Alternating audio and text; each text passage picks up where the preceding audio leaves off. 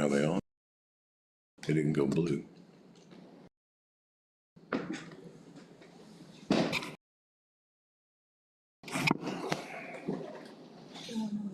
But showing it's live? Okay. You know how it normally is blue around there?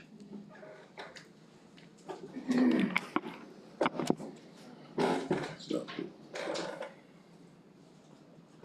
guess we'll find out here in a minute.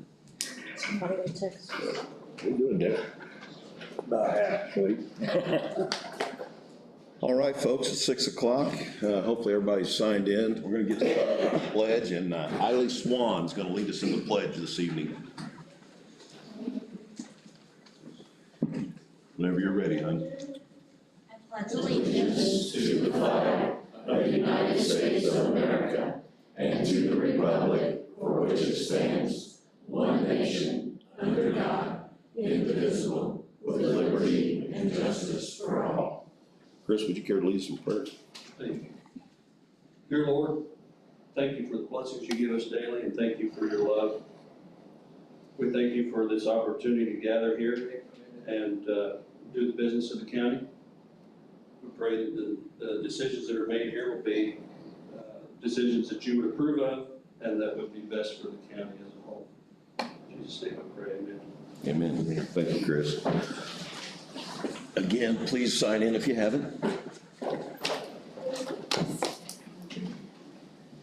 I'm going to start with approval of minutes. Gentlemen had an opportunity to take a look at those.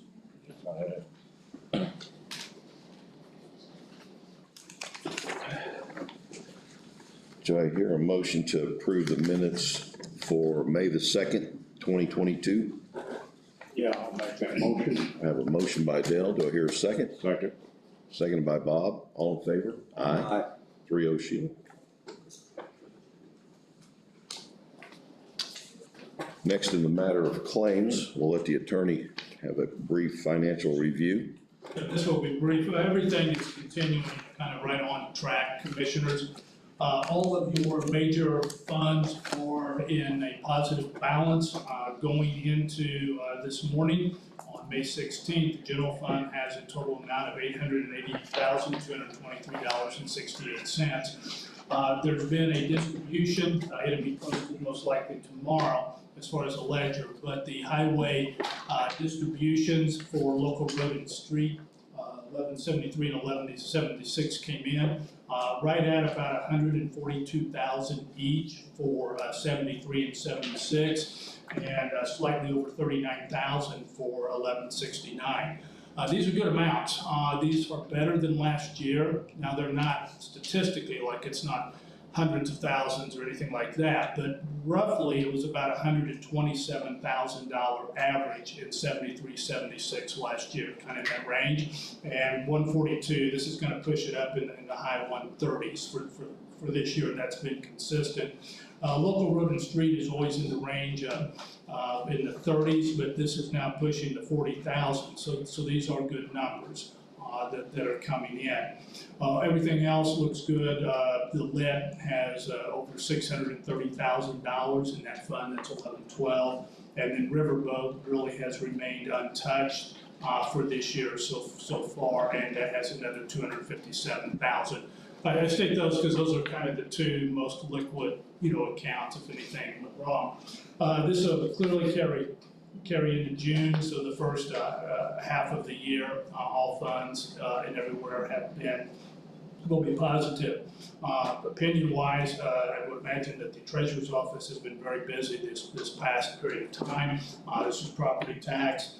The period of time generally for the Treasurer to review, make sure as far as dates and postmarks and things are coming up, and I think the settlement is still planned to be this coming Thursday. That's very significant for Owen County, and then it's just to kind of repeat. But that most likely would put Owen County, if not in the top 2 or 3, maybe the very first one to do the settlement this year. So that's absolutely great news and great work by the department. You're going to see some significant numbers when that comes in. You'll see the general fund is going to raise along with Cume Cap, EMS, Cume Bridge, others. that will take a look. So when we come back here, most likely on the June 6th meeting, there's gonna be well over $1 million in the general fund, kind of take a look at that. But once the general fund reaches about 1.3, 1.4 million in that area, that's generally the accepted amount of reserve. So these are, everything is looking very positive. All of the claims, with the exception of one, are all coming out of positive balances. There is a claim in 9149. It's for $3,550. That is a grant fund. That's a reimbursable grant. So those do go into red. None of your other operating funds are in there.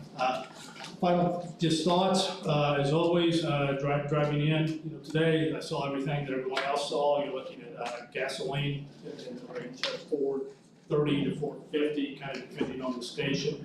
Diesel's around over $5.50 in that range. It doesn't seem to be much break of that, and inflation is what we know. So just keeping an eye on everything, but the county is clearly going to make it the first half of the year with a positive balance in all major operating funds. Thank you, Jim. And there's been a lot of hard work to get that there, so we appreciate all those involved, including this board. As we talk about general fund increasing, we still have to keep in mind that there's a jail project on the horizon that has been put on the table for this year. We've discussed that many times, but just because we're building cash doesn't mean that we have an opportunity to spend money for other projects. So I want everybody to keep in mind that that is the ultimate goal in the next couple of years, is to build that to where we've got something to work with. So just want to touch on that real quick. We've got payroll claims at $223,599 and 62 cents. Regular claims $287,720.42. Out of cycle claims at $19,643 and 89 cents. And those are the Toshiba contract, COVID clinic, sheriff department, and utilities. So we'll start with payroll. Do I hear a motion to approve payroll for $223,599.62? I'll make that motion. I have a motion by Bob. Do I hear a second? I have a second by Dale. All in favor? Aye. 3-0, Sheila. In the matter of regular claims, let me grab the stack. Do I hear a motion to approve $287,720 and 42 cents? I'll make that motion. I have a motion by Bob. Do I hear a second? I'll second. Motion by Bob, seconded by Dale. All in favor? Aye.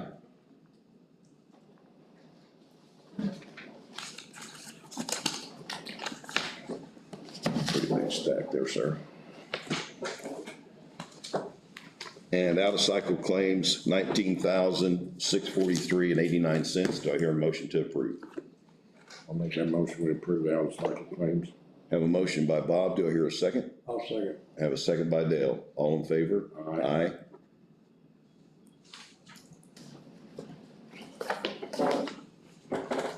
That must be it.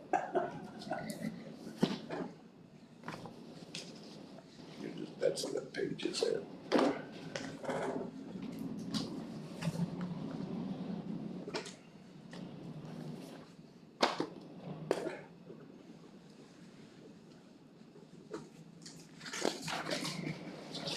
All right.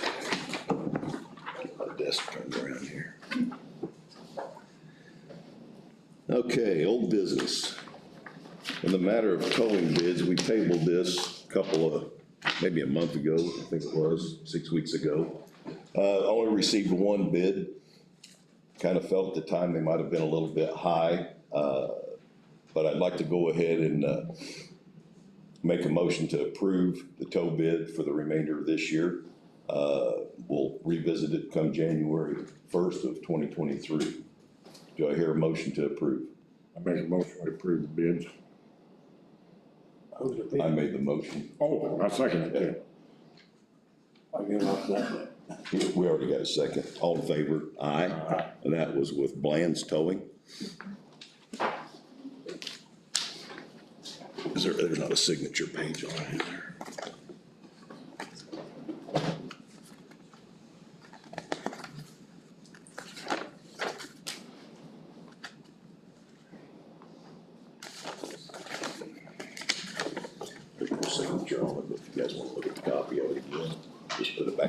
basket. Okay. Jennifer, I'm gonna jump you right up in new business here with the young ladies. All right, well, we made a similar presentation at the council meeting last week. I'm gonna have my board come up here and take these seats. Yearly, we give an update to council. I think it's important that you all hear what we have to say as well, because it's a partnership all around. So we wanna make sure that you understand the things that are going on in Owen County Extension, what we're doing in our different program areas. You have some written summaries from myself for 4-H, from Jimmy Jo Lauder, and I'll let her speak here in a little bit. And then also from Bob Bruner, he's our A&R educator. But first, we're gonna start off with young people I brought. I think it's important that you hear from the perspective of youth that are active in our program, what kind of experiences they have had. So, you wanna go first, Sam? We'll let Sam Loxton go first. As you said, I am Sam Lawson, and I am a part of the junior leaders and 4 or 5 year 4-H group. So I've been in 4-H for quite a while, and it's helped teach me electricity. And with learning electricity, my mom, who runs a hydroponic greenhouse, and anytime she does the wiring there, all the electricity she learned has been from 4-H. And it also helps with presentations and talking to other people, and just people skills in general. Like right now, I'm presenting to a board of people, which you might have to do in a job if you're presenting an idea. It also helps with food insecurities by teaching people raising livestock and farming. And I'm pretty sure that's about all. Thank you. And Eileen Swan. Oh, hi, Jerry said I'm Miley, and I'm in the Willing Worker 4-H Club.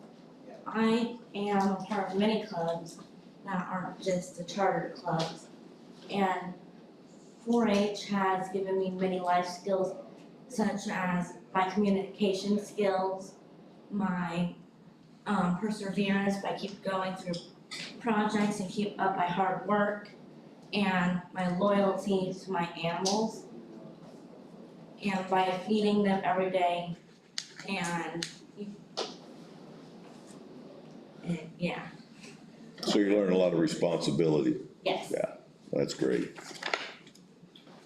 Thank you. Do y'all have any other questions for these folks?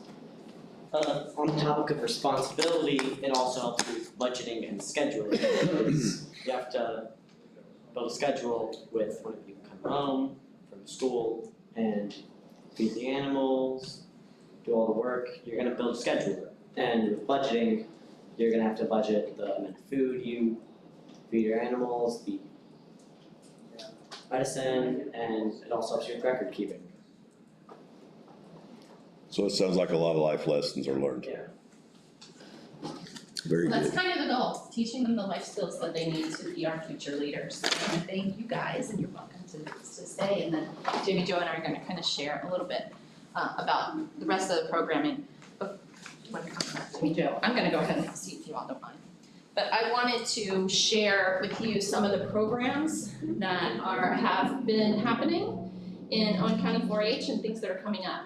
And one of the most important things I think that you all need to understand is we aren't just the fair. We don't work just in July. We are year-round, and we're providing programming for these youth year-round. We have pillars in 4-H of civic engagement and leadership, of healthy living, and of the STEM and ag areas. So we try to revolve our programming around those pillars, all with hands-on experiences that help teach these kids the life skills, just like what you saw here. So for instance, on your sheet that I shared, the program summary that I shared with you from 4-H, I want to highlight, there's a couple things on there I don't want you to overlook. One of the most important is we have, right here in Owen County, an Indiana 4-H ambassador. There are only 8 in the state. Bree Davis was chosen almost a year ago to be part of the first team of 4-H ambassadors, and she's been able to provide leadership statewide as a high school senior. So that's pretty impressive. She's doing a great job. She was gonna be here tonight, but high school has finals this week. And she's a very involved, not just in 4-H, but in all kinds of things at school. So she asked if she could kind of skip out tonight so that she could study for her finals. And I said, Sure. absolutely. But some of the things she's been able to do through that program is get her voice out, the voice of the youth statewide. She's met with the governor. She was at opening ceremonies for the state fair. So those kids have done very large, very impressive things over the past year. One other thing that's mentioned on your sheet in the performing arts, we are working really hard to increase public speaking skills and performance skills for these youth so that they can get used to being in front of people, being able to express themselves as they work towards being future leaders in Owen County. So recently, we had a very young cast, and by very young, I mean we had 14 kids, most of whom were under 5th grade, so 5th grade and younger. And they did a full-length production of Babe the Sheep Pig, 2 full shows on the Tivoli stage, and we sold almost 100 paid seats between the 2 nights. So it's pretty impressive. The kids that age could pull that off and pull that together, and I'm very, very proud of them. I have a whole sheet of other programs that I'd love to share with you, but because of time, I don't want y'all to think that we're gonna take all night. But just know that we have programs in all the areas. We work year round, and I really would love to have you guys show up at some of our events. So please come by, ask us what's happening on our Facebook page, on our website. Take a look and join us in some of the programming because we would really like to share with you some of the things that are happening. The gardens that we've got going, the education stations that we have going, the book clubs, youth mental health first aid courses. All of those things are really important. Are you still using the beds that were, We are. okay, We are. In fact, Wednesday night, the garden club is planting. So if you're interested, come by at 6:30 on Wednesday night at the extension office and help. We're gonna be digging in, getting dirty and planting. I'll come help you if you'll come out to my place and help me. How's that? Okay. I got one other question just for curiosity. Sure. What's your enrollment in 4-H this year? So enrollment this year, we're above 200, we're about 227 right now. That will continue to increase in official enrollment. Now, what's you need to understand too is not just enrolled 4-Hers receive services of 4-H, because we do in-school programming, we do a lot of things. Half the kids, that we worked with in the theater program, for instance, were not former 4-Hers, so it was a recruitment tool. So now they're going to be involved in 4-H. All the things we do in the community are open to kids whether they're 4-H enrolled or not. So the official number, 227 right now, Okay. will continue. I'm hoping, last year I think we ended up between 265, 270. I'm hoping to get to at least that number in enroll. But when you look at, and I'll tell you because I think I wrote it down on this other sheet that I prepared for you, I think 500. Because I adjusted the numbers I gave you on that sheet. 5 something, find it. There it is. So I adjusted it to tell you 21 learning events since October. And by learning events, those are individual events that may have had more than 1 meeting per, right? So like theater, we met several times, but it only counts as 1 learning event. So 21 learning events since October, and I've had 589 learning contacts. So that's much more than the 217 or 27. And I know you're competing with other organizations as well. Absolutely, absolutely. Sports, which, and again, like I said, Bree is involved in so many things, or she would have been here tonight, but that's a great example of a kid who's involved in all the things. Sure. So I'm gonna go ahead and let Jamie Jo talk a little bit about HHS services that also are provided by Extension. So I'm Jamie Jo Letter. I'm the Health and Human Sciences educator, the new member of the team. So, I've been making contacts throughout, the year that I've been here for a year, May the 1st. So, I'm ready to get out there and start doing more programming and things like that. So, one of the big things is we did a needs assessment, in Owen County. Owen County is ranked one of the highest counties in Indiana for diabetes and obesity. So those are two of the things that I'm going to hope to get a lot of programming out on. And then also I'm working with Judge Hanlon, hopefully to start up a Parents Forever program, which is something that through the court systems, as parents are going through divorce or whatever, a program that I can work with them, those parents to help learn how to kind of parent together but in separate homes and how to make that work. So that's one of the big things that I hope to have going on here real soon, and also offering the I Am Learning programs to those like the CASA workers and foster parents and daycares and places like that, just how to work with children and interact with them on a regular basis. So that's some of the big things that I've got coming up. And any programming that I have, like tomorrow at 1 o'clock I have training your brain. So it's kind of helping how to, when it comes to Alzheimer's and dementia, how to keep your brain active so that maybe you can slow down that progression and things like that. So that's one program that's coming up this week. So anything that's going on, I try to put it on Facebook and on the website so that anybody is welcome to come to any programming that I have. So it'd be nice to see everybody out there. I'm gonna ask one more question, and I'm like everybody else, I don't wanna be here longer than we have to either, but are we reaching out to our other communities in the county? QNOT, Gosport, Freedom? Yeah. So are you providing these programs to these communities as well, not just to Spencer? Not just to Spencer. Because I know the northern part of the county feels like that they're left out of Owen County, and they're not, but I'm just making sure that we're reaching out to these places. Yeah. And one thing, 4-H, what we're trying to do, Gary, so the biggest barrier to participation in 4-H is transportation. So if you ask kids why they don't participate, my mom can't get me there. My mom didn't have a car. My dad uses the car, Not only that, and that I understand, but like the program she's talking about, are we taking these to the QNOT Community Center? Are we taking them to the Freedom, Community Center to teach these people as well? And also here, we also offer them virtually as well. So people who can't get out and things like that, there's also, you can do Zoom it or things like that to Sure. get the programming out there. Okay. But we're hoping to get programs all over the county. I'm writing a grant right now that I hope will address that, fingers crossed. You've said up here before, you know what I'm talking about, I know exactly what you're talking about. One other thing too is that we work together on a lot of things, and we are offering for the youngest members of our community, we're offering a series of 3 different events. One of which is coming up is 27th at McCormick Creek State Park. All about butterflies. So we're going to have 4-H involvement, we're gonna have HHS involvement, and then Bob will be there also with ag, and he's gonna bring real live butterflies for these kids to look at and take home with them in their habitats, so Awesome. it'll be pretty cool. We also offer CDs, so community development resources. We do not have a community development educator in this county, those are regional. But I can help offer some of those services and coordinate those services as well. So a lot of things related to local government. So we have, there have been series in the past that we've done with economics folks from Purdue to help local officials learn about the economy and how it's impacting local government.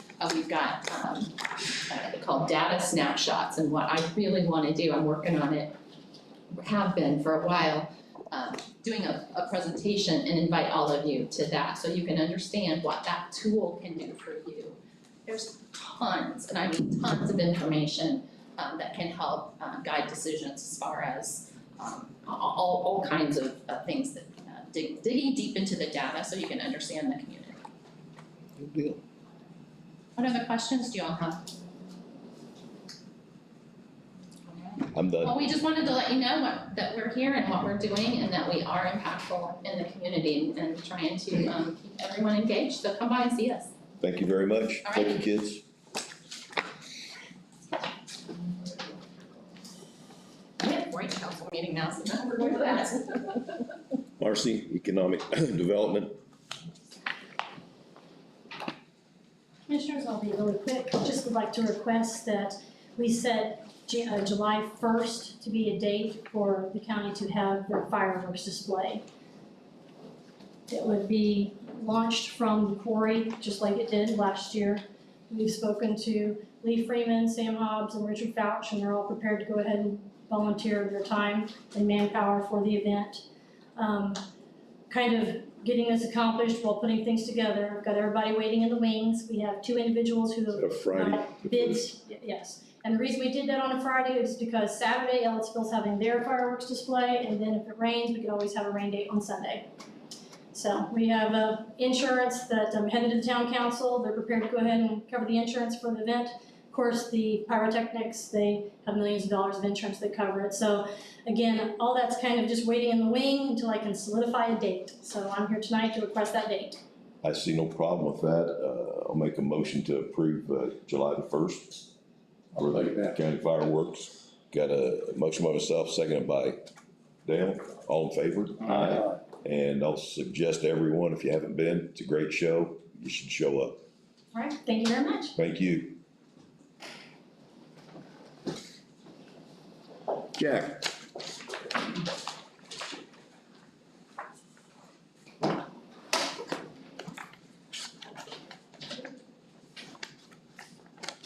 I didn't get your information until about 30 minutes ago, so I'm a little behind.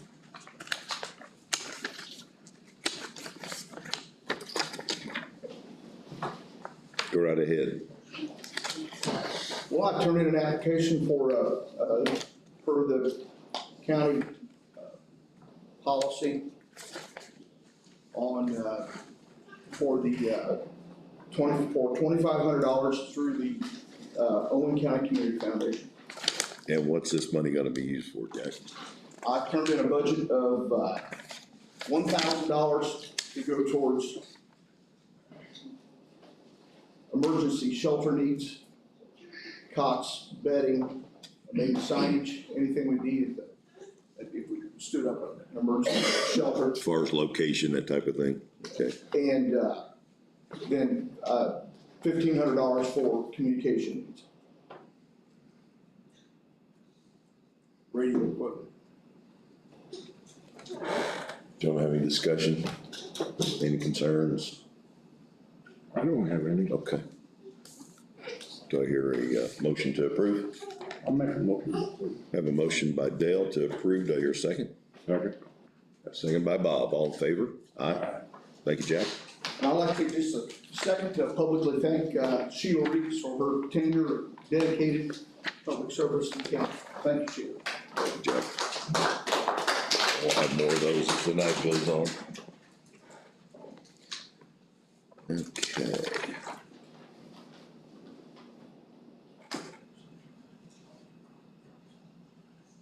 (911) dispatch, Kathleen.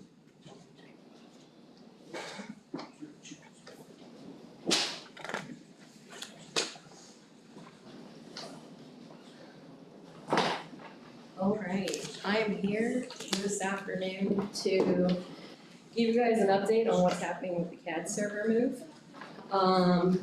So we started this project, moving the trainer CAD on December 16th of 2021. Since then, we've had some issues, between CAD vendors, fourth phase, everybody trying to work together to get the networking to work, to be able to get everybody to remote into the system, to VPN into the system, so then we can move our production server. So production server was moved on March 17th.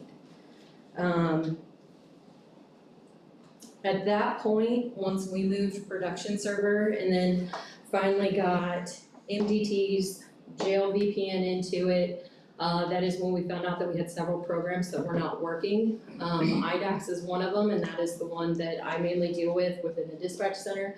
But then there were also several jail systems that were not working as well. From that date, we are now 7 weeks out.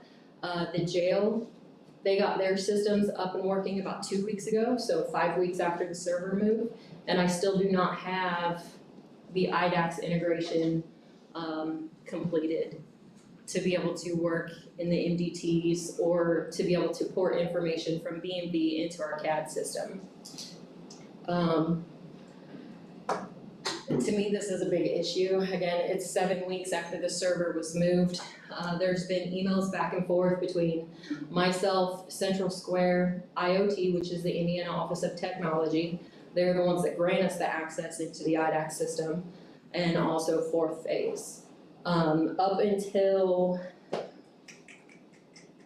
April 14th, good communication was happening, and then communication has kind of stopped. Is that about the time I had a meeting with you two, about the April 14th or We something? met on April 26th. Okay, I knew it was some So, time in that period. yeah, so from April 14th to today, I've had 2 responses out of All 4 four. phase. And that is responses to either myself or to Central Square or to also IoT. There's been lots of networking questions being asked, and it was, I'm talking with the network guy. IoT eventually sent an email and said, nothing is getting accomplished through email, so we need to set up a conference call. And it took a few days for Fourth Phase to come back with a response that they were looking at Chris's schedule, and then we never got a response back. So I'm kind of just sitting in the wind, and I don't know what else to do. Why can't we get everybody in that room instead of a conference call? This is a serious enough matter, and we've had this conversation that we're past Zoom and conference calls and all that. Everybody needs to come together. Give me the phone numbers, please. So Central Square is, last I think they were located in South Dakota. I believe they're still in South Dakota. I don't care where they're at. Well, to get them here, they charge us to bring them here, and that's $5,000, minimum of $5,000. They bought, who was it that had it? Central Square bought out Zerker. Right, okay. And that's where some of this problem started too, if I'm not mistaken, correct? Some of it did, but from my understanding, most of that has been worked out. But again, there's been no response of static IPs, network ports being open and cleared, all of that kind of stuff. Connections keep bouncing. There's been no communication to anybody. I have Central Square sending emails of, I understand you guys are busy, there's stuff going on, but like, there's no progress being made, and there's been no progress made since April 14th. Okay. Would you please give us, especially myself, the numbers to these companies? So I can talk to them direct? I don't know how much IoT will speak with you directly because there's some certifications and clearances to talk with IDAX, but I will definitely get them to you, I'm sure at And you can let that them, level, you can send them an they email, probably letting them know that I'm gonna contact them. But yeah, I will send a group email to everybody that's on it, with all of the information, so then that way you can even have the email addresses of everybody that's involved, and everything. Okay. I also brought Matt because he's the president of my advisory board. Because my advisory board, obviously, they're an in-between, and they also help with policies and procedures and equipment and everything like that, so obviously Sheriff's Department with them not having IDAX capabilities, if he wants to talk about that or any input that he can. We spent, the county, spent $250,000 years ago to purchase our CAD system. And one of the big reasons for the upgrade to a modern CAD system was the integration with IDAX was a huge part of it. And what that means is when we get dispatched to something, it comes up on our stream, we get notifications through IDAX on if a person's wanted. If there's any kind of a danger notice, anything like that that comes up that we're not getting now, we haven't been getting since the CAD server moved. So, you know, I know that there's a lot of players in this right now, you know, but these, in trying to find out what a common denominator is and why this isn't getting fixed, I don't know what it is, and I think that's the same problem that Kathleen's at, is because we're not IT people. Right. You know, so when IoT or when Central Square says, we need this information, fourth phase isn't providing it. Fourth phase says, well, we're trying to do this, but Central Square is not, we don't know. They're all passing the buck. We have no idea. But it gets done all the time. I mean, Monroe County did a huge build on their dispatch center. Their equipment works. Morgan's doing that, just recently did theirs. I mean, their stuff works. So I don't understand what the issue is. With IoT, that's a state agency. You know, they 100% control all of that. They can tomorrow say you have no access to IDAX if that's what they want to do. And I'll get in touch with Monroe County if I have to. I've got a lot of connections there, get some information.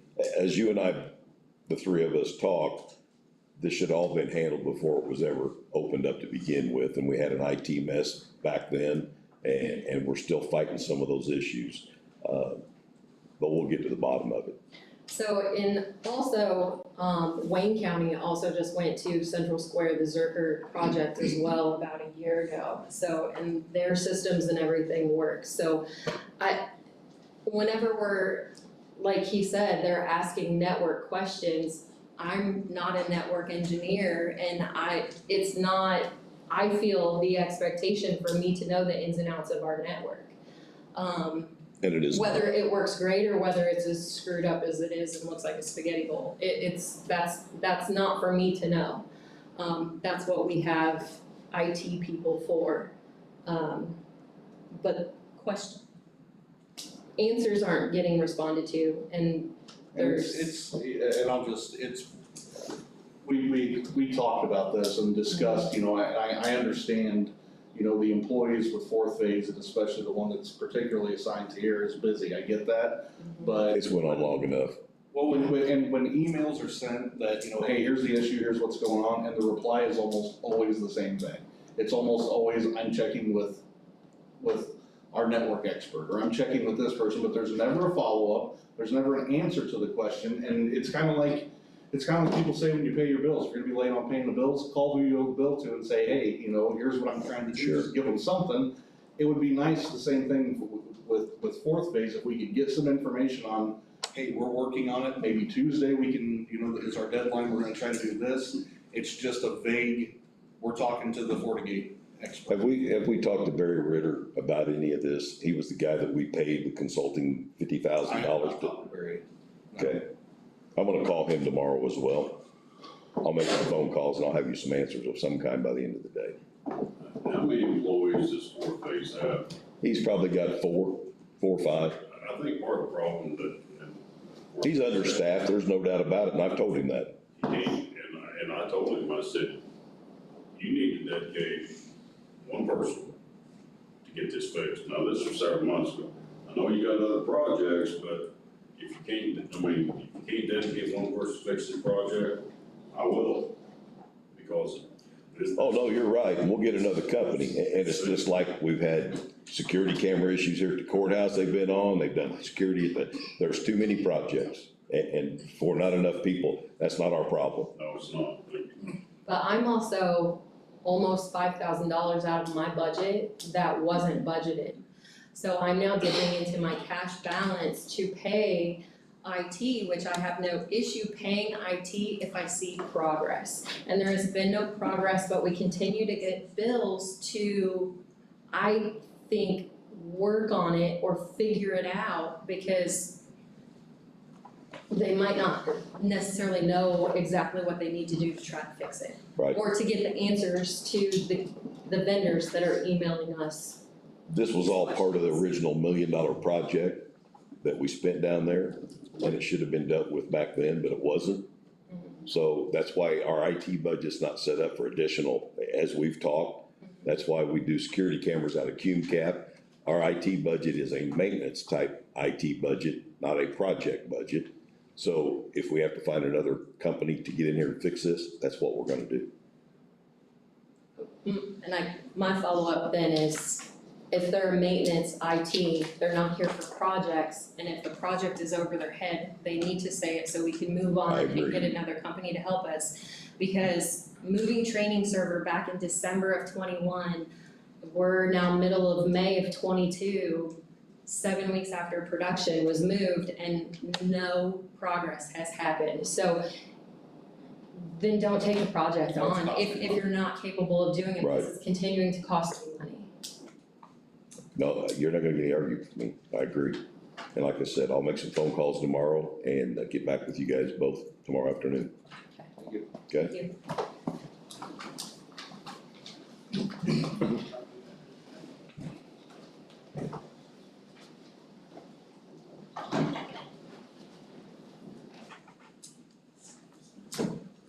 Highway.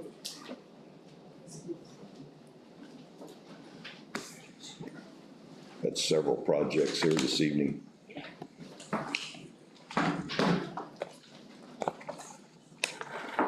Just a little update, commissioners. We're filling potholes in all 3 commissioners' districts using injection hole patchers.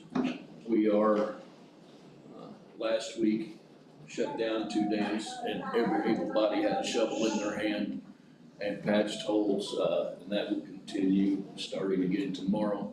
We'll try to get 2 days this week out of it with the personnel that we have.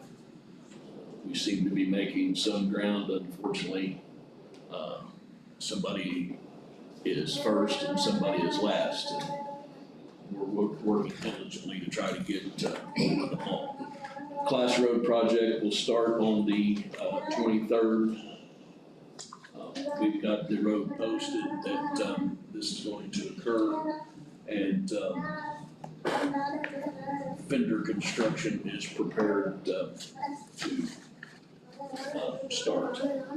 The Bridge 16 is on schedule. In fact, it's ahead of schedule. Looks like it'll probably be finished in June.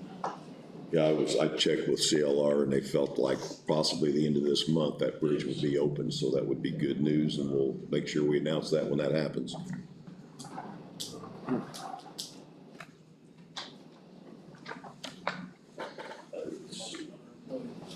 And we did lose another truck driver this week. Are you getting any applications at all? We did have some success. We had 2 school personnel that drive bus. They are coming on board for the summer. Worked really good with the transportation director with the school system, and those 2 folks will be on board the first Tuesday after Memorial Day. So that is going to help a lot. There may be a third that'll be able to step in that position. That'd be great. Position also. So that's going to help a lot. We started to haul in 11s and stockpile for the Armory Road chip seal projects. We had to order that stone because the quarries aren't making a lot of head just due to the same situations that we're in, fuel prices. Therefore, we've got 2 trucks dedicated to haul that in, and they'll continue to do that until it is on the lot. Then you tell me it's been going up about 75 cents a ton, stone. Yes.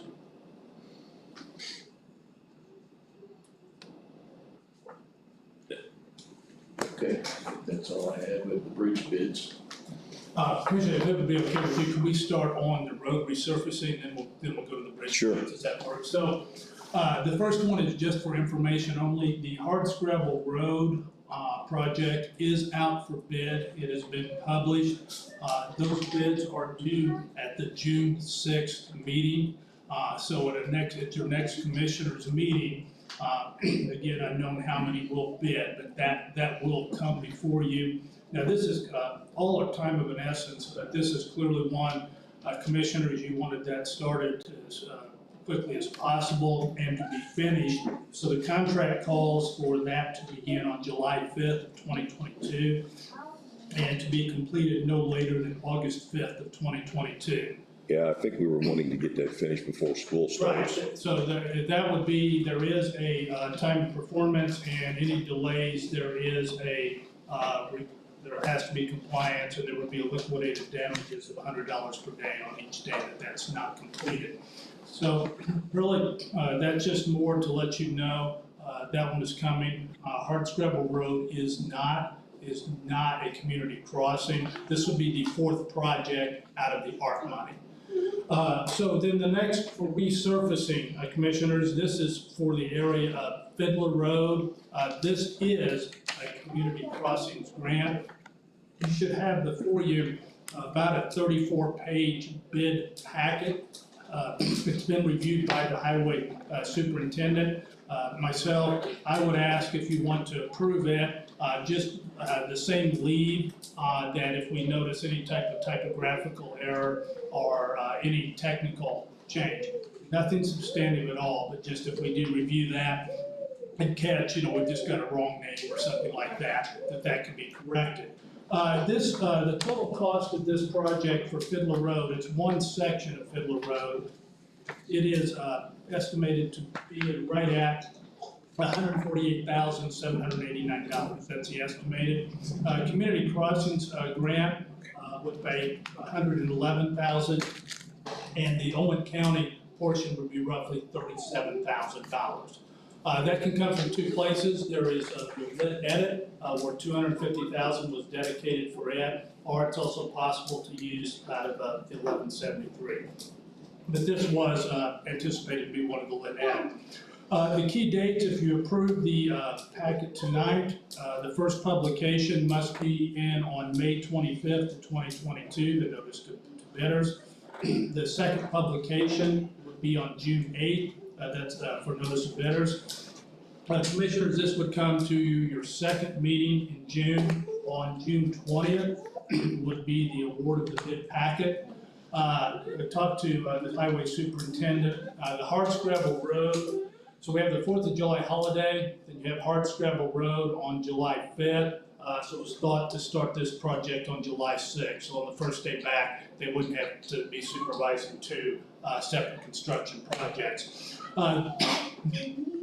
This one has a leave until September 30th for the conclusion of the project. Again, it's one section of it, but if you do approve the bid packet, just with leave that any technical corrections could be made.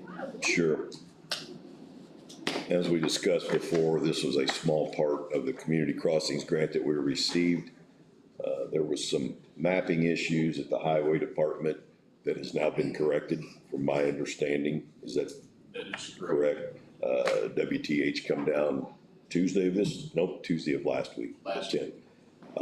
And found some discrepancies, and we've got that taken care of and turned into the state, which may end up putting some more money back in our pocket in the long run as well. Yes, we will reapply for the July call. Exactly.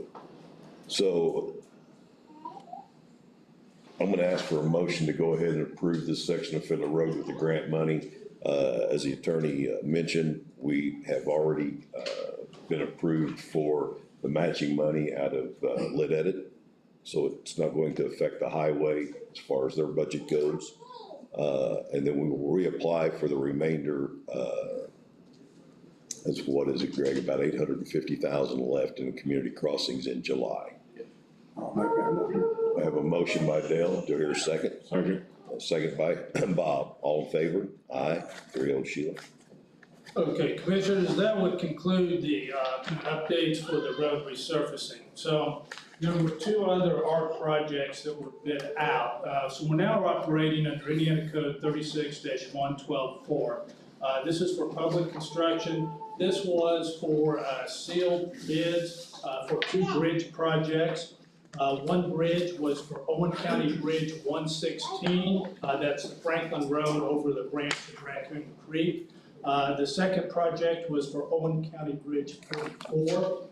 That was the Wasatch Lake Road over King Creek. This was bidded out. The publications were in, and today at 6 p.m. was the final time. If any other bids would come in, I don't know if they would, they should not be open.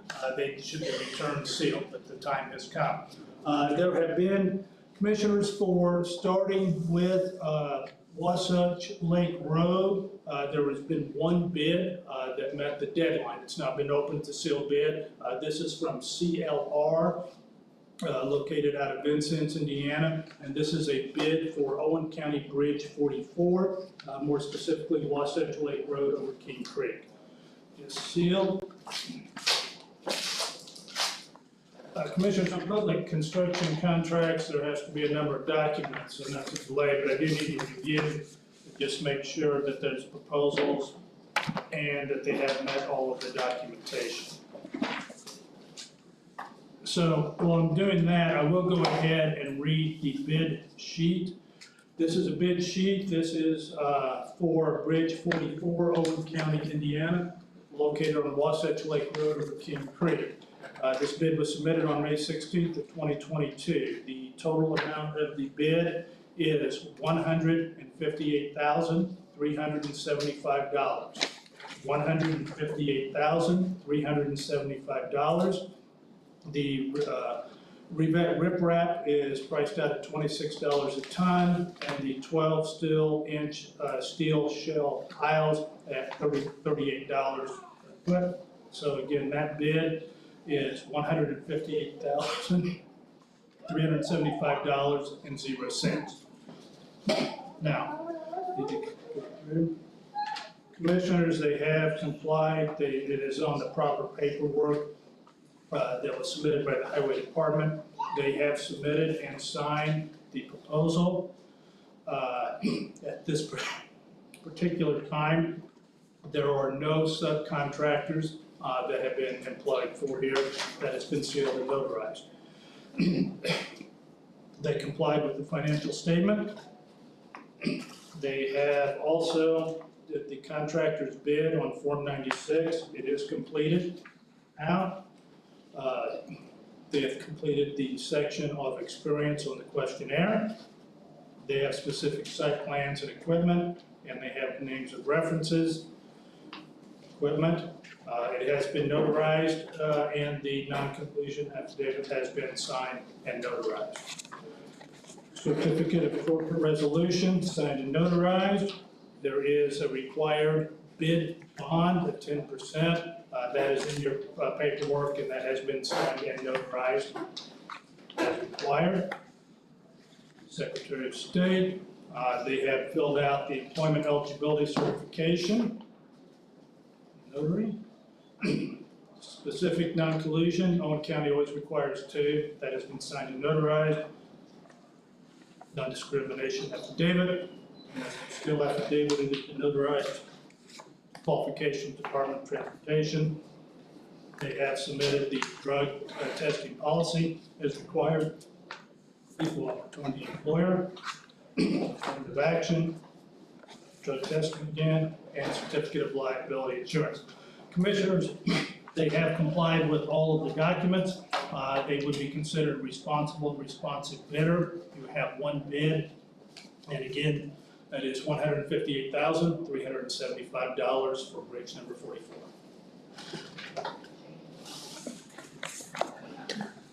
Any questions and concerns? Yes. Commissioners, it's well within the original estimates that we had in regard to building the bridge. We have worked with this company before. Everything seems in order according to Jim. I would ask that you accept this bid. Greg, if I'm not mistaken, this bridge has been on the radar for about 3 or 4 years, and it presently has a hole in the deck. Is that correct? That is correct. This bridge was supposed to be built prior to the flood of 2019, and something has occurred every year to keep it being pushed back. So,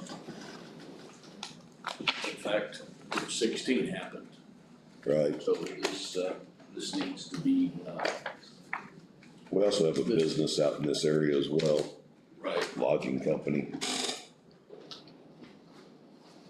Any other concerns, questions, gentlemen? I want Greg's good with it. Do I hear a motion to approve the bid? I make a motion that we approve the bid for CLR for bridge number 44 for Wichita Lake. Do I hear a second? I'll second. I have a motion by Bob, seconded by Dale. All in favor? Aye. Commissioners, before you leave today, you should have received an award packet. It should be approximately 15 pages. There should be a contractor's notice to proceed. There should be a contractor's notice of award, the intent to award the Owen County, and then there should be the actual contract. Greg, the bid that was awarded, they need this affidavit and waiver of lien. Owen County will not pay the final until there is a waiver of lien, so that it is clear. Also, there's a certification. Now, this may not apply. This is that all subcontractors are aware of this, but none were listed, and the contract needs to be signed. Commissioners, there is, as far as when you want this to start, it's roughly about 180 days is when it's supposed to be completed, but on the notice to proceed, there is a date you should begin construction no sooner than, so whatever is best, at the pleasure of the highway and the commissioners, and when you would like this bridge started. We'll go with the opinion of the highway superintendent. With the other major projects, we have a bridge going right, now in this instance, I would say, no sooner than, sometime August, September. At the soonest, okay. Okay, this one, which is a specific date, because they're timed from that date on when they need to have that bridge done.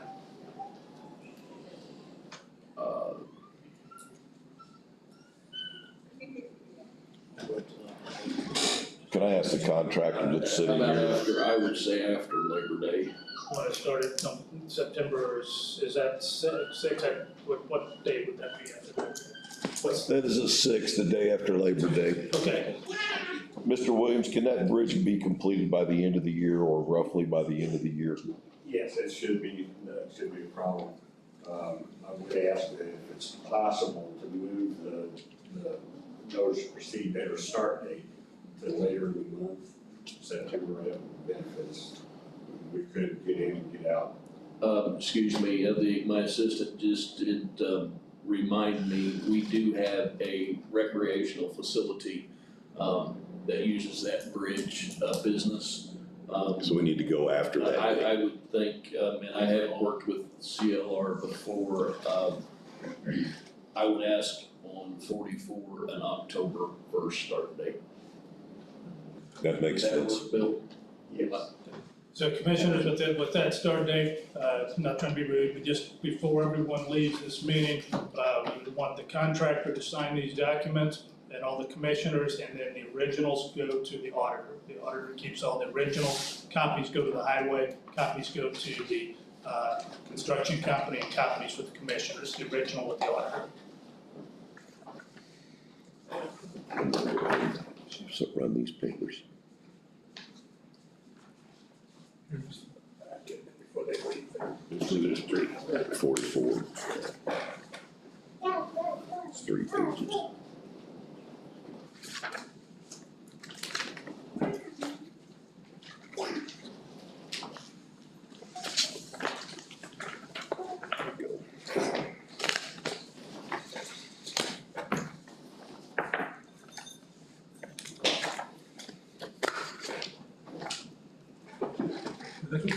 Okay, commissioners, that was the first of 2 bridge projects that were bid out. For a record here, we're still operating under Indiana Code 36-1-12-4. This is a sealed bridge project. This particular bridge is 116. This is Franklin Road over a branch of Raccoon Creek. It was put out for bid. There were 2 publications, and the bid date for the return was today's date of May 16th of 2022 at 6 p.m. As of that time, received prior to 6 p.m., you have 1 bid. It is from CLR. On the outside, it's marked for Owen County Bridge 116, Franklin Road, a branch over Raccoon Creek.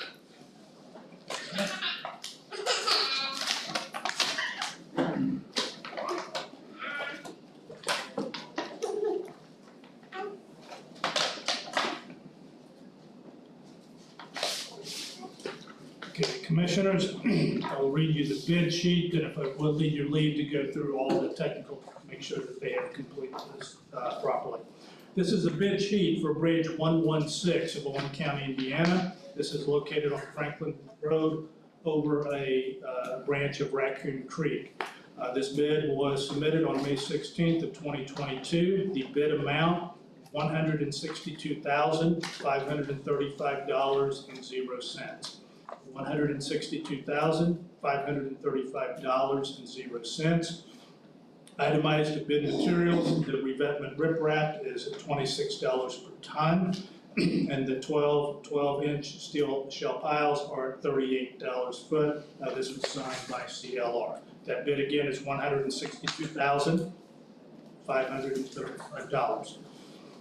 Commissioners, as far as the other documents, as far as compliance, there is a bid proposal that they have dated and signed and completed properly. Knowledge of addendum, there is a contractor's affidavit of subs employed at this time also on this bridge project, 1116, that there are no subcontractors employed at this time for this bridge project. There is the financial confidential statement. They have completed Form 96. They put the bid price. They have completed properly the experience questionnaire, equipment, plan and equipment, references, equipment that is available, financial statement, and they have signed and notarized the non-collusion affidavit as proper. The certificate of corporate resolution is in. They have complied with the bid bond. It is here notarized, which is correct.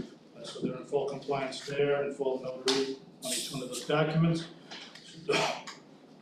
Their certificate of corporation from CLR.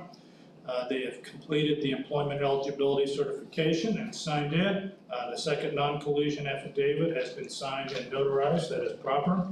Non-discrimination affidavit has been signed. Domestic steel affidavit has been signed and notarized. Places, qualification from the Department of Transportation. Drug testing policy, it's the same, it has been signed. Equal opportunity employer. Documentation, and the Equal Employment Affirmative Action Policy Statement, drug testing policy statement, and certificate of liability. They would be considered a responsive and responsible bidder. They are the only bid for your project, and that bid was $162,535.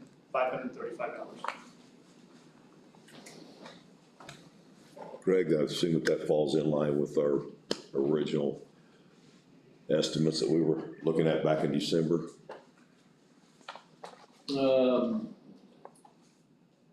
This one's a little higher, I believe from the original estimate, it'd be about $24,864 higher.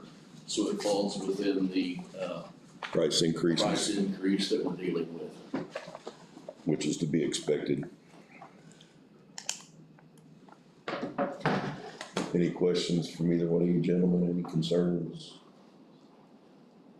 Do I hear a motion to approve Bridge 116 for $162,535 from CLR? I'll make that motion. Do I hear- I've got a motion by Bob, seconded by Dale, all in favor? Aye. And to continue our discussion, Bill, if we put both of these in that same time frame, you'll have your equipment in the county at the same time, is that feasible? I believe so, yes. So Commissioners, you have a award packet. Again, it's a notice to proceed, intent to award and the actual contract. Highway, same thing. They must have this affidavit and waiver of lien before the contract is paid, and also for the subcontractors. Those documents need to be signed tonight. The contractor needs to sign them, and the original must go to the auditor, copies for everyone else.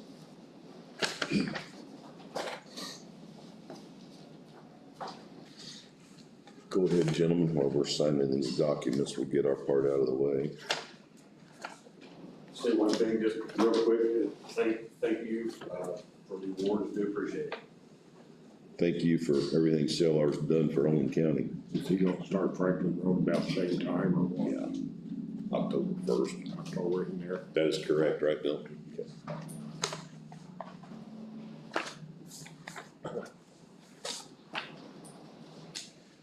Commissioners, what you're signing, just for the, kind of a heads up for the next meeting. You've got 3 bridge projects that have now been awarded. That's out of the ARMA. There's a kind of a hard cap. This is from my memory of about $1.6 million. So the reason I bring that up now, we'll need to have a running total of those 3 bridges for your consideration, because that's how much is left for the hardscrabble.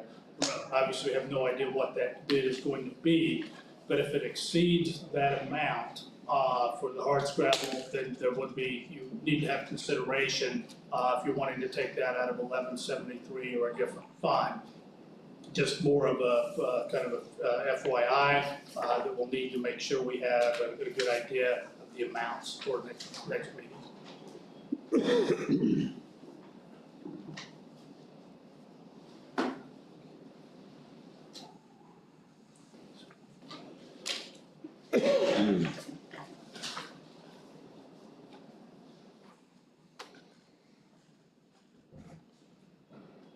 It should give you roughly $1.1 million left. And I think that should be more than enough.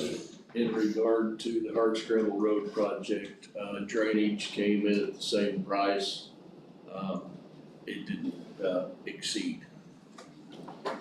So that was a positive. I don't have that number in front of me on that road. What was our original estimate on that? I don't have it. Don't have it either? Okay. It's not important right now, but, yeah, looking at the 3 bridges that are quoted, that'll give you right at 1.1 million to do that project. And I think that that's probably a really good number to do that with some money left over. We should be fine with our chip seal projects. Yep. Okay, commissioners, I don't have anything else to present tonight. I would also like to thank Sheila. I probably one of her biggest pains in the butts with some of my funds, so thank you. Thank you, gentlemen. How we doing on our mowing equipment? We're going every day with one. We're just down to 1 right now. Well, we have 2, but because of employees, we've got 1. Okay. Did they get that wheel in? Okay. Touch on the Armory lease real quick. As most of you have heard or know, that we had the building appraised. Fig Appraisal's been over here and done the appraisal. Have not got information back yet. But during that time, Bob and I met about a month ago with Kathleen and Rick, and discussed the current lease and the current situation with the county, and the financial situation, and had a really good meeting with them. Wanted to let them know that we're not trying to run them out of the county by no means. We want them here. Even offered if they wanted to buy the building. It wasn't something that they were interested in. So I went back last week and we renegotiated a new lease with them, that is gonna be a substantial increase. It is a 6-year lease, guaranteed for 4. They have an option to opt out in the last 2 years. Every 2 years, it'll go up 4% to cover any inflation, raise the cost of utilities, insurance, so on and so forth. So for the folks in the county that take their kids there for after-school programs or gymnastics, they're safe and secure. There is an increase in their rent from the county to cover our expenses. Unfortunately, the previous agreement, we were losing money. We can't lose money as a county. We've done enough of that in the years past. So we fixed that problem. They're satisfied with the agreement. I think the county's satisfied with the agreement. I went over it with Bob. I've also went over it with the attorney. That lease will go into effect September the 5th. They will be here roughly that last meeting of August to sign that agreement. But all that has been worked out, and we'll probably move forward in possibly leasing some more of that building for the county to make further profit. So anyway, just wanted to touch on that real quick to assure the folks out there that were concerned about after-school programs or summer programs. They're good to go. Now Kathleen's may raise your rate to cover their rent expense, but we've come to an agreement here at the county. So just wanted to touch on that real quick. Any other elected officials, department heads? Diane? We are still on track for the 19th. We have collected $9.9 million in taxes this year. If we could keep it all, that would be great. Yeah. Thank you.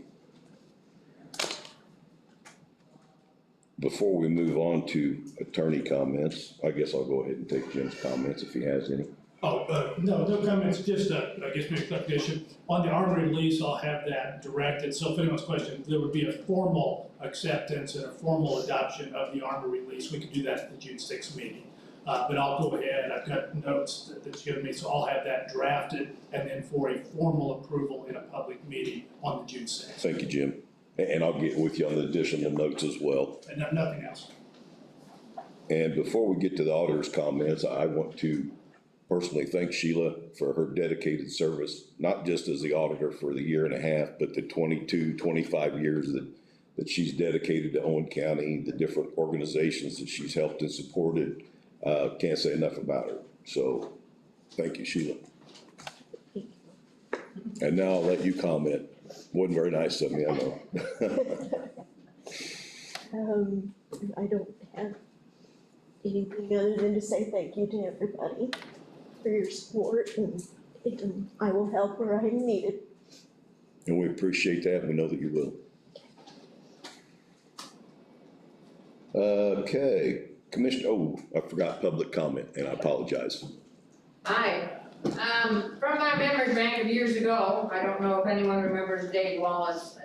I don't know what the decision was on the Armory, but it sounds like it's good, but I want to mention this. Dave Wallace was our EMA director for many years, and he knew the conditions of the buildings around the courthouse, the Armory, the courthouse. And he used to say this at meetings off and on many times, that's why I remember it so well. And what he said is if an earthquake ever hits this area, the only thing that'll be left standing is the Armory. Now, I don't know how he knew that, but I know he was involved with a lot of things before I got into the LEPC, which I got into it in the late 90s. But I remember his stories and his lectures. And there's a few others that I won't mention. But he knew the conditions of these buildings, and he talked about the walls and all kinds of stuff. So, you know, Bob and those guys that have been around when Dave was around might remember more of what he mentioned than I can. But I remember when we were doing assessments of things, he would talk about that. The building is pretty sound. Maintenance-wise, it's in horrible shape, needs new windows, a lot of different things. But also in that agreement, the Kathleen's will be paying part of that maintenance as well. So hopefully that'll help as well. All right, I just wanted to say that. Sure. Thank you. Jeff, you were next. Yeah, good evening, everyone. Jeff Morris, Owen Township. I've been writing letters to the editor for several years, asking Owen County people to step up in the government. Okay. I go back to Spencer New World from several years ago, you'll see some letters from them. I am curious, I'd like to address this as a general question, as to where we are in terms of our training capabilities within the leadership of the county. The Association of Indiana Counties has an Institute for Excellence, and they offer several courses. I'll just name them. A course in budget and finance, a couple of those, a course in cybersecurity, a course in internal controls, a course in leadership, a course in communications, a course in legal and ethics.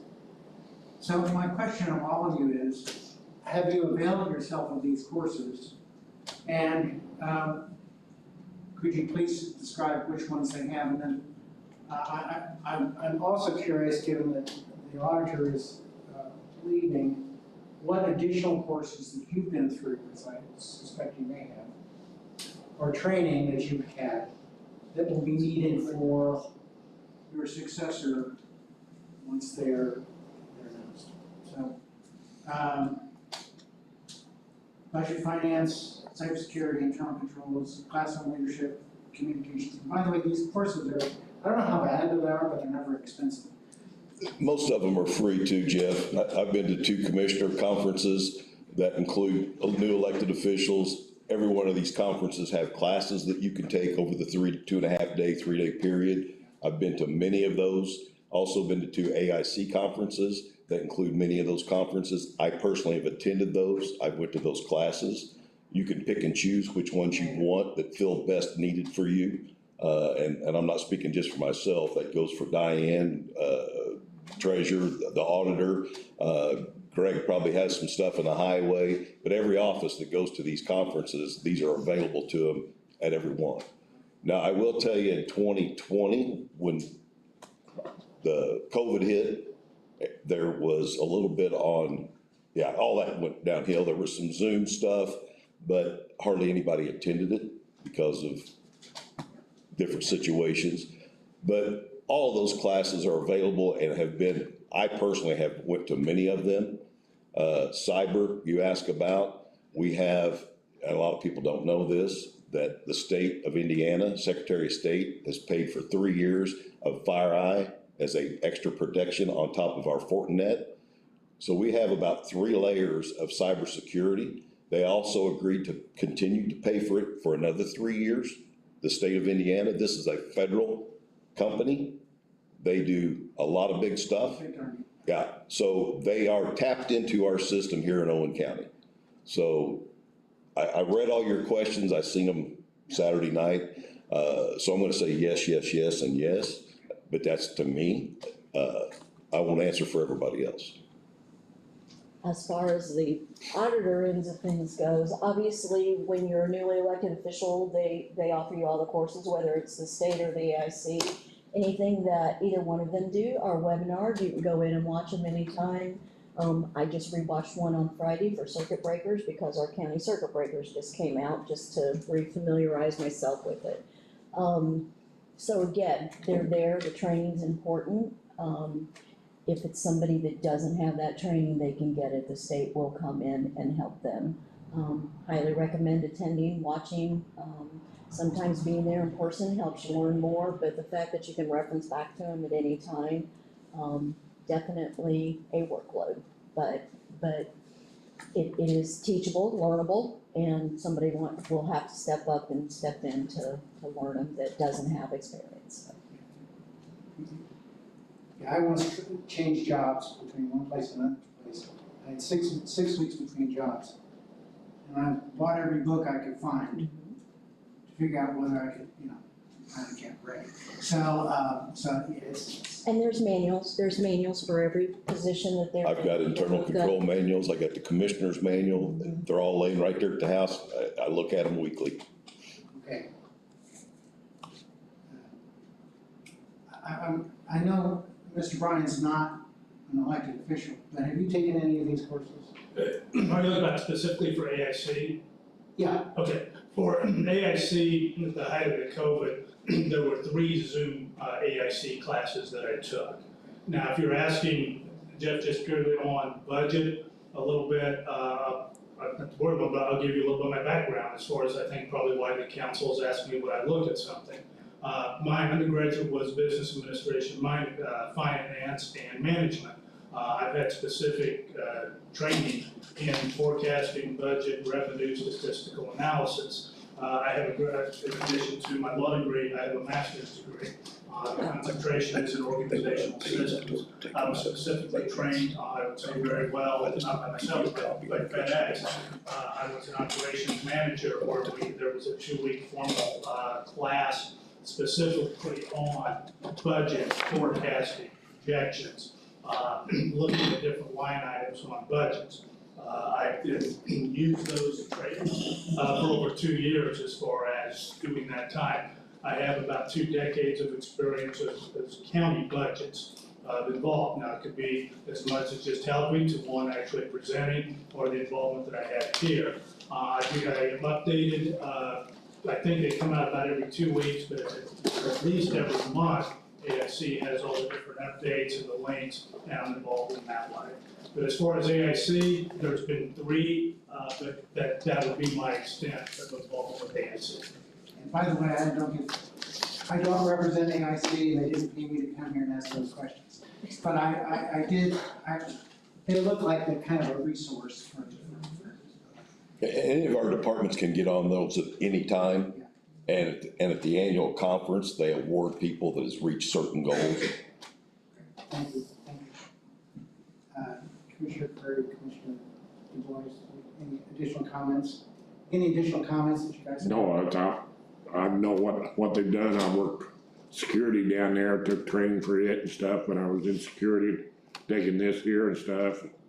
I know everybody works very hard in their departments to get their schooling. Some of it, like say the COVID, yeah, threw some of them back in 20 and stuff, but I think everybody's doing what they're supposed to be doing. Thank you, You're welcome. Thank you, Jeff. thank you. Any other public comment? Yeah, Rob? may I? After Rob, he raised his hand. Yes, we had an incident, about a month ago at the extension office. One of the homemakers tripped over a unlevel area of concrete. And, we had the CED of the extension office, so that step over because it was an accident that happened on county property. And it was rejected at the last commissioners meeting. Wasn't it rejected here, Rob? It was rejected by our insurance company. We don't do that. We have no control over that. So if someone gets hurt on the county property, That goes to the insurance company. okay, so my question is, what do we need to do as a individual? If the insurance company decided it was not payable claim, then it will go to litigation, and that's out of our hands. Okay, well, I will notify Extension Homemakers Insurance and their legal team, they can fight the county on that, so. It's just the way it works. I don't make the rules. Well, I think that is a bunch of crap, because afterwards they took them, leveled it off with new cement so that it wasn't a trip hazard anymore, which has been a trip hazard probably for, ever since the county bought it, because there's that ramp that goes into the carport.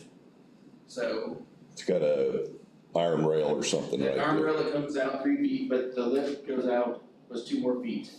So at the same point, it's not highlighted when you step off that pavement into the gravel, that's a step down. So that probably should be highlighted orange by your maintenance person. So at the same point, you know, my vehicle got backed into by your maintenance driver last week on Friday. So do I have to worry about turning that into my own auto insurance?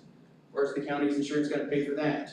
You've turned the claim into the insurance, to our auditor's office, If we had the police come and fill out a report and everything. then it'll go through the insurance companies, just like your insurance at home. County's no different. Contact Sherry tomorrow. She's worked with Intact on it a couple of hours today, and back and forth and questions and getting information. If you can reach out to her, I can have her call you. I appreciate that.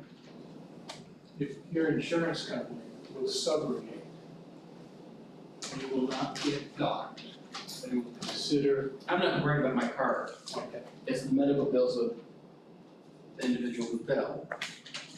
And they fixed it even though there was no problem. But on the car, you have your insurance. Well, yes, I And very likely, they would be willing to subrogate, because dealing with the insurance is a real pain. They're not nice. All right, Victor, your turn. Yeah, couple things. A copy of claims docket, which is downstairs, should be right out here. And a copy of the off-cycle claims should be downstairs with the claims docket. And also a copy should be right here. And when you do your 30-second approval, you should allow the public, if there's something on there that we see that we want some information on, that we can ask. Spending $200, $300, I've seen you spend $500,000 with no discussion at all. Those invoices and claims are gone over. We get those packets on Wednesday, the previous week. The commissioners go over those. If there's any discrepancies, we discuss them and pull them before they ever get to this table. And we don't spend money. That money is already spent when it gets to that claims docket. Well, I've heard his civics lesson. Are you listening? I'm listening. I have pulled many a claims docket from the auditors. And that's why they're there, public record. Well, no, they need to be out here, so when you have this meeting here, we can take a look at them. We shouldn't have to make a trip into the auditor's office to get them. I don't know that that's been ever practiced in Any county. any, Posting them? Yeah. Yes, they are posted on that first floor. yeah, downstairs they are, yeah. And you need both, not just the claims docket, because the off-cycle claims is one of the places where some of the bad things happen, like a waste oil furnace. I don't know that that was out of claim cycle. Well, it was a claim cycle, and the only signature on it was yours. What's that have to do with anything? Well, I'm saying that it should, a copy of the off-cycle claims should be right If you around. wanna go out and get warm by that furnace, it's at the highway garage. Well, it finally got installed, I understand. So. I don't do When maintenance. did you sell it to the highway garage? I didn't sell anything to anybody. It had your name on it. Oh, Yes. Do you want me to bring in the copy at your next meeting? you're discussing old business. Right, it's old business, it just got installed, okay? The other thing is, the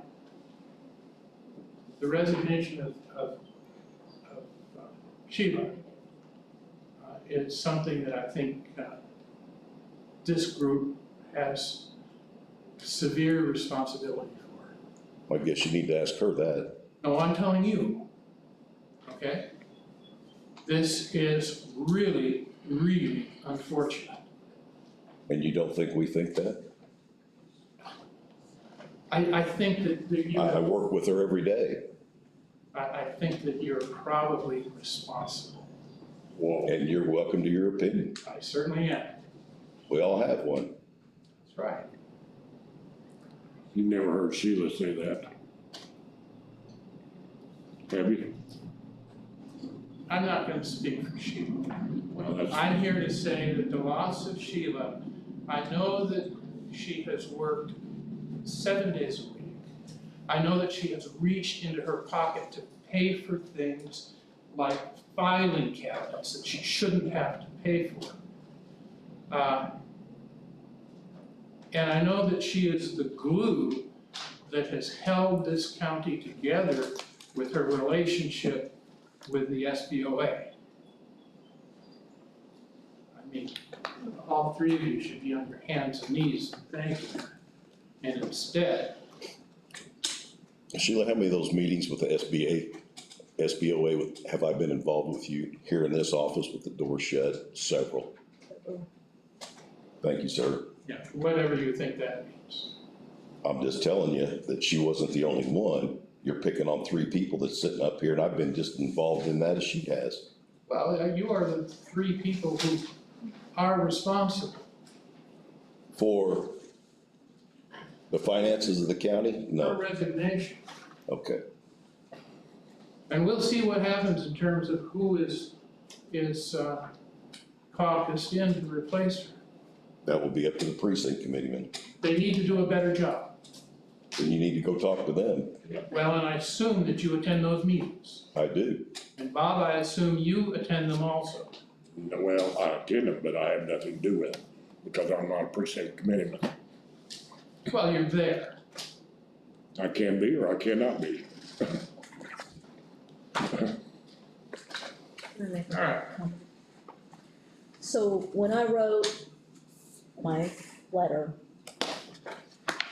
again, it was a broad working together, lack of communication, and yes, I put scheming and conniving, because there's been some of that as well.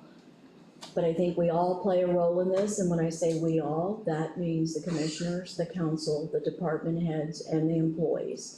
And everybody has got to come together to move forward. That's a given. And trying to word a letter or to be generic enough, but I cannot stress the importance. And again, that is an extremely tough position down there, to be the neutral person to everybody. Trying to talk, you hear a lot, you know what's going on, whether it's this group, that group. I pride myself in that I've been able to stay neutral enough that, you know, again, as you said, kind of the glue, you've got to work together, you've got to, and I beg of everybody, anybody that is listening, even the general public, if you think you have something to offer, you don't have to be an elected official, you don't have to, you can call and say, hey, I got a couple hours free, can I do this? I would give anything to have hired somebody to do just the minutes. Extremely tough in just keeping up with the minutes for 3 meetings that are all back to back, week to week. Lucky enough this month and a few that you know, you have a couple extra weeks in between. So again, help, if you can, you know, offer to help, and it's not just the auditor's office, they all need help, and you know, looking forward to the budgets for 2023, it's extremely frustrating because we know there's not any money, and they're trying their best to get raises, they're trying their best to keep the people that are there. You know, Greg's having problems getting people, Sam's having problems, or keep losing people. And it's gonna keep happening. So there's always some place to help and give an extra hand if you can. And again, I group all of us together, in trying to work together and So I wanna thank you for your integrity and your hard work. thank you. Any other public comment? Yes, sir. Mine is a general question. Sure. About the Class Road project you guys are doing. Is it just the bridge, or is it that road before the bridge? Because that road is really, I don't know if you drove down there, but it's really bad. There's giant holes. I live on that road, I'm just curious if you're gonna fix the road also. I am on that road often, Okay, and, the bridge is the main focus. Okay. We'll do some ditching, and I know the area you're talking about. Yeah, it's pretty There bad. is water on one side of the road, there's one home that's causing the problem, so we're gonna try to get that water moving and down to alleviate that problem. okay, that's all I asked. Thank you. We'll make sure that they get those taken care of while they're out there. Any other business? Motion to adjourn.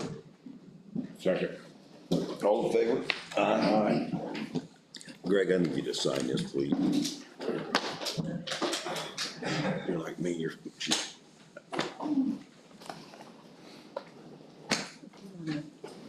Get me the originals when you're done. I'm sorry, Sheila, hang on. I, on those, the bridge things, I don't know where they're at, but if you can get me, wherever the originals are, just get them to me when we're done with them. Because that's the fill in stuff. Let me get a sticker out there and she's one I was like, of those vending machines, I'm like,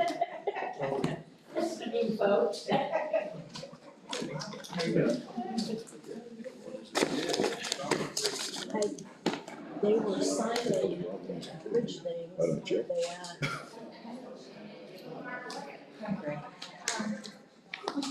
I know this. He